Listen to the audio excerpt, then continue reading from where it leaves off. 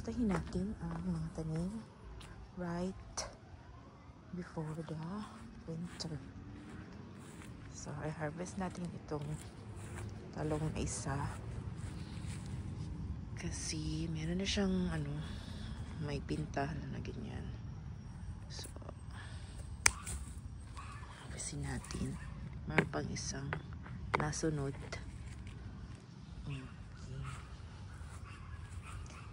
Tapos, meron isang dito, yung malunggay na isa, binigay ko sa isang Pinoy kasi gusto niya itanim yun siya sa winter sa kanilang Then, harvestin natin itong mga okra. Sorry. So, i-upload ko ito sa aking YouTube. Para ko yung mga tanim ko. Remembrance. Oops.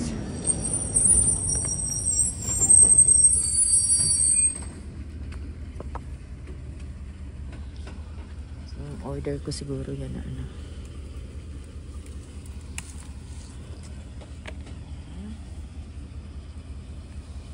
Ito maliit pa. Morning!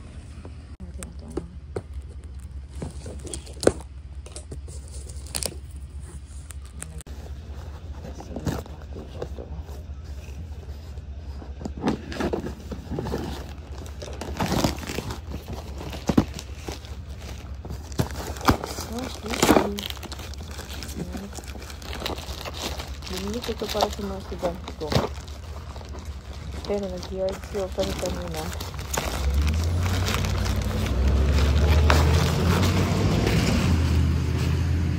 Nag-yard sale kami kanina ng mga toys para sa mga estudyante ko.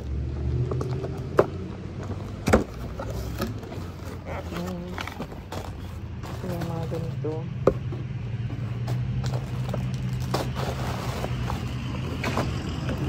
Ang ko ito, sa birthday ko, party kami.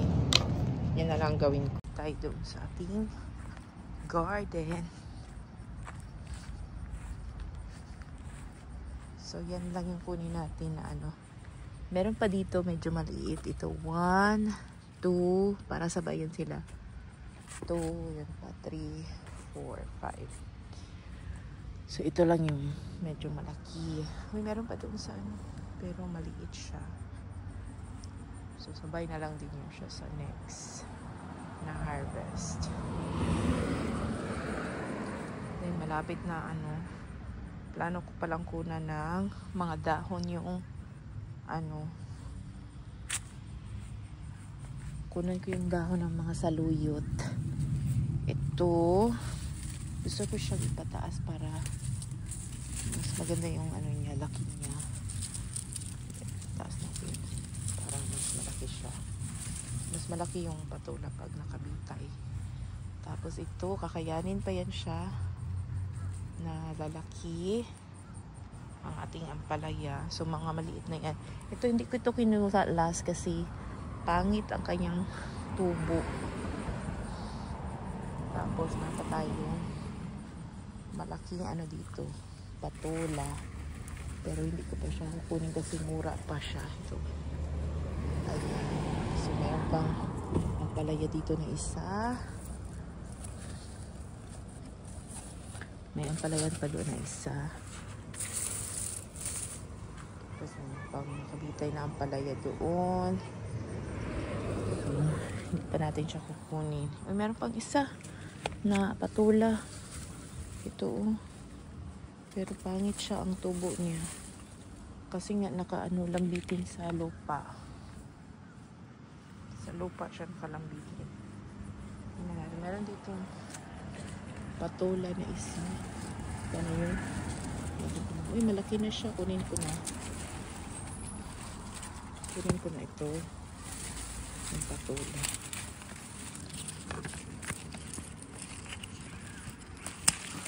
Ayan.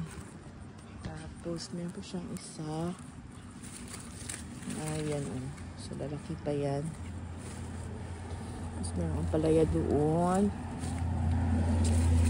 Isa, ito din meron palaya dito. Isa pa doon. So, tama-tama pa yan before sa winter.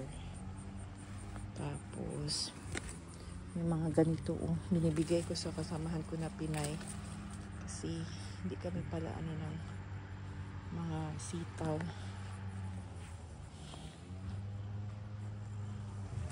Ay, yan. Marapit na sila, mag-matured. Malapit na mag-matured yung mga, natin. Mga saluyot. So, ito, meron tayong, dito, patula. Pero hindi pa natin kukunin. Kasi lalaki pa yan siya. Tapos, meron pa akong ditong, meron pang 1, 2, 3 na patula. 4 pala sila. Meron pang isa dito sa taas. So, 5 sila. Tapos, meron doon sa kapitbahay, 2. Then, ito yung mga kamatis natin. Check natin kung pwede na siyang harvestin. Ito, pwede na itong harvestin. So, mag-harvest tayo ng kamatis. Pwede na siyang harvestin. Kasi nag-yellow na siya. Pero medyo maliit yung mga kamatis natin ngayon kasi nilagay ko siya sa supot. Sinabi ni Ed, nilagay sa supot. Kasi merong mga namimeste ng kamatis. So, ibalik ko to siya. Balik ko yung supot.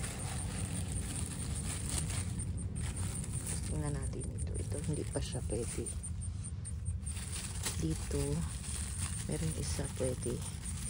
Kunin ko na siya. O, hindi pa. Ito lang 2. Ay, merong sa loob. Sa loob. Kunin ko na ito kasi maunahan pa ako.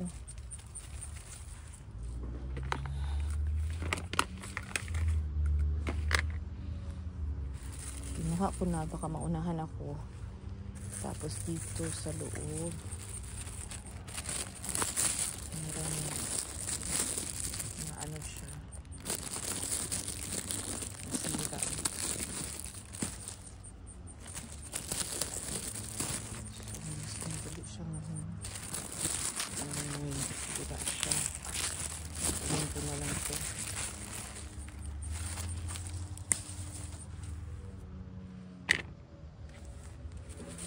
So, okay pa yan. Kunin ko na ito.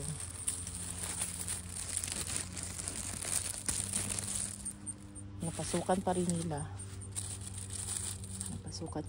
ang supot ko.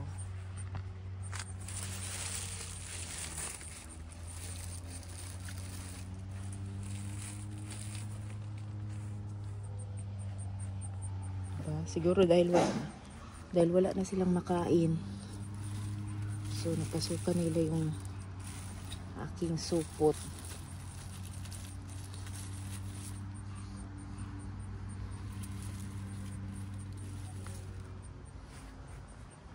Nasira sila. Siguro sa tubig. Nasira sila sa tubig. Sa loob ba. Kinuhanan ko naman yan ng tubig yung iba. Pero pa rin. Lagyan ko na tubig sa yung makinugad ako sa puno na kamatis. Ayan. Ito na siya, nabulok siya. Ito, pwede pa yun. Tapos excited na ako na yung gabi. Kunin yung gabi.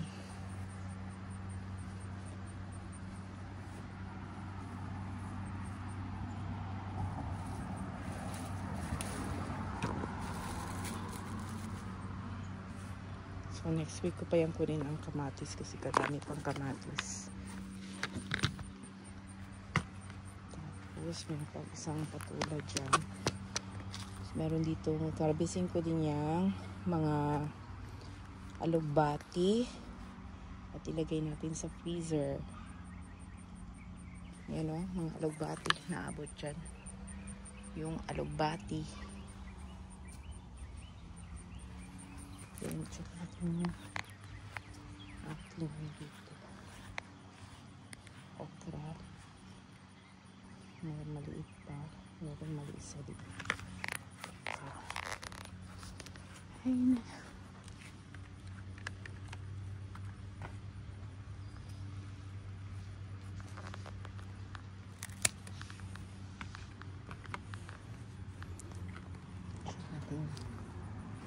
Kamatis dito.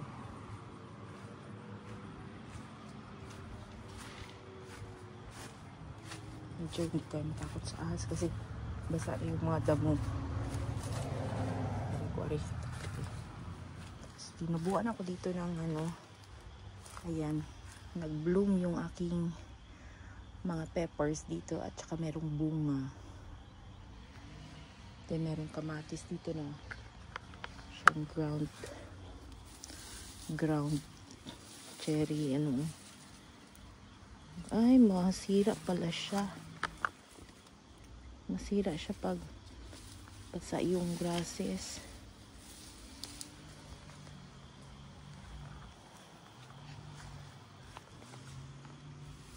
Basa pa naman yung grasses. Dapat iangat natin.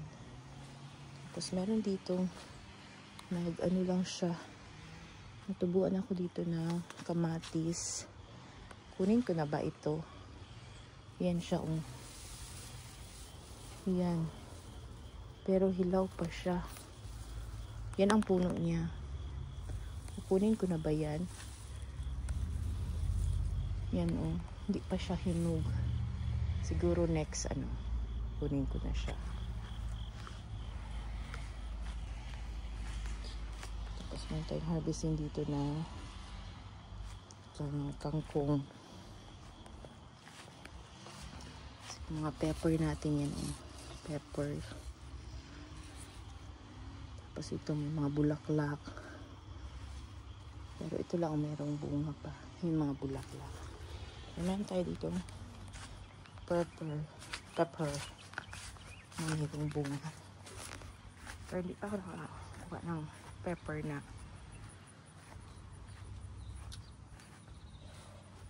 nahinog ang bunga. So puro pa sila mga malalaki na green. So hintayin ko na mag-color siya na. Yan o. Kasi meron pa naman akong isa doon. Diba ang daming bunga. Yan o. So mag-picture ako dito na yung ating mga pepper. Diba ang lalaki nila. Malalaki yung bunga ng pepper.